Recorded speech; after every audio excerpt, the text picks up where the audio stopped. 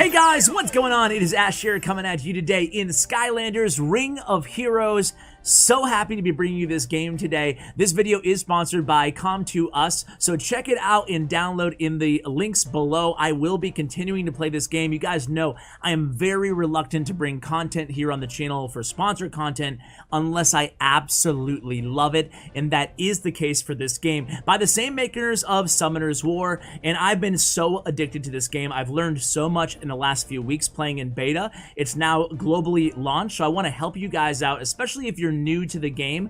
I'm going to bring more content for this game here on the channel, so keep an eye out for it, hopefully weekly, and we'll cover more and more in-depth kind of features as we go along. But for today, I want to talk about the three main things you need to be aware of early on. We're going to talk about quick progression early on in the game. The number one most paramount thing that you guys are going to want to do, and this is so important, do not make the mistake that I made, guys, is you want to go to your quest tab and you want to follow along in part 1. There's 95 parts to your first quest, a series in the game.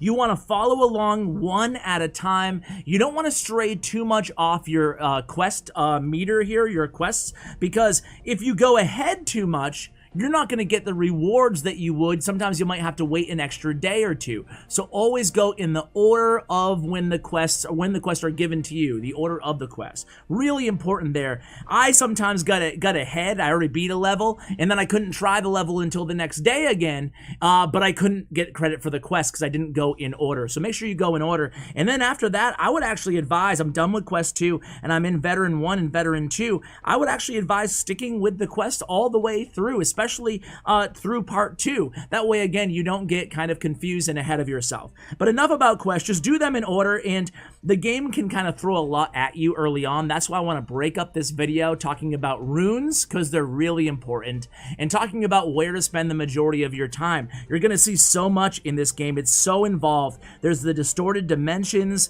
and you have also the adventure mode, and you can go into duels and play against other actual people in PvP. Let me just talk quickly about how to build a great team and then talk a little bit about runes. Now, you don't have to worry so much about powering up and evolving in skills and awakening just yet. That will become really intuitive after you play the game for a few days or even a week. It will be very obvious what those things do, but early on, you just want to concern yourself about runes and about building a good team together and then just leveling them up and completing your quests. So what is a good team? My go-to team here is Stealth Elf, who I highly recommend. She is high-end game meta as well, so if you start early upgrading her, she's very easy to upgrade. You can just stick with her right now until maybe they nerf her in the future. You can stick with her long-term. So she is my DPS, along with, I'm trying to level up Kaboom. You can see a little avatar under his star says attack.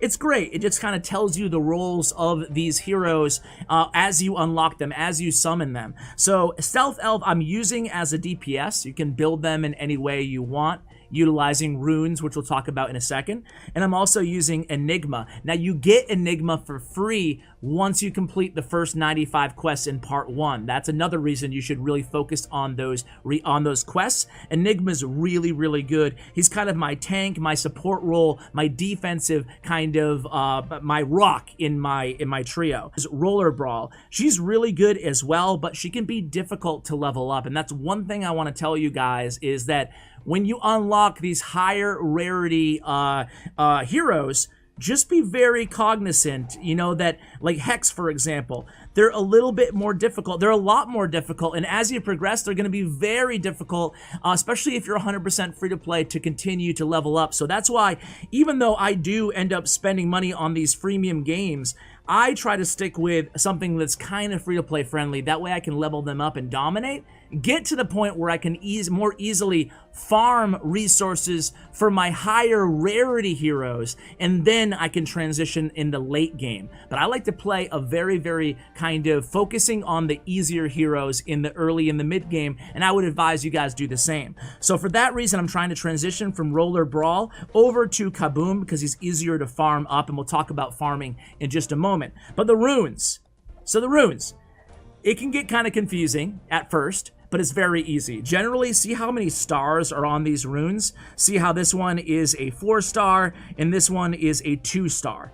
Generally speaking, there is a huge difference between not just the rarity of runes, but how many stars. Early on, you're going to want to start trying to equip your heroes with 4-star runes in the early game, and you can level them up to level 9. So each rune can be powered up, not leveled up. So for example, power up, I'm not going to do it here because I don't want to waste my gold on a level 2 regular rune. But what you want to do in terms of selecting your runes, and this is something, another area where I made a mistake in early on, is check this out. See these set effects on the upper right-hand corner, guys, above my head somewhere? You can see I have a ward set and a strike set. So when you're building out a rune profile for your hero, at first it can be a little confusing. So like, what do I choose? Well, how do I choose? It's very easy. Let's go to Kaboom, for example. I have a strike set and an energy set. You have 6 rune spots. 1, 2, going clockwise, 3, 4, 5, 6. Every slot has different associated runes that you can equip there. I don't want to make this more complicated than it needs to be. Basically, go with as many stars as possible. You can see on some of my low stars, I was just me making noob mistakes. I was leveling up runes that only had 1 or 2 or 3 stars. Don't make my mistake. Try to focus and save your gold for upgrading the 4-star runes. And then I have a set. You can see the energy set plus 10%. Okay, well, I have an energy rune right here. And then it says set of 2 gives hit points plus 10%. So I have another one somewhere. Where is it? Right here. So I have 2 of them. So I'm given overall plus 10% HP. That's huge. And then the same thing with the other ones. I have the strike runes. I have a set of 4, so plus 25% to my attack. I don't need to tell you guys that's a really big buff. So that's what you want to do, is try to complete a set that kind of complements your brawler's role in the team that you've created. It's easy as that. And then we'll talk about in a future video skills and power-ups and evolving and awakening. But now let's go into adventure mode. This is where you're going to be spending the majority of your time.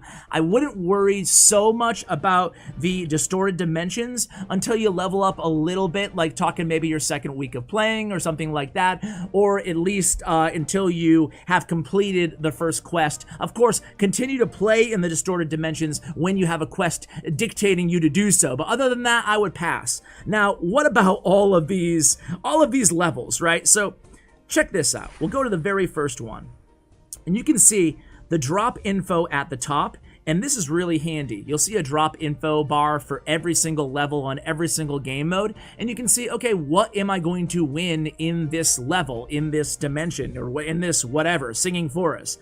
So level 7, okay, it basically is just going to tell me the runes that I can get from this level, and then I go on normal mode because I'm a little bit more progressed into the game, and drop info. Okay, so I can get a 2 to 4-star rune, and like stage 5, still 2 to 4 stars.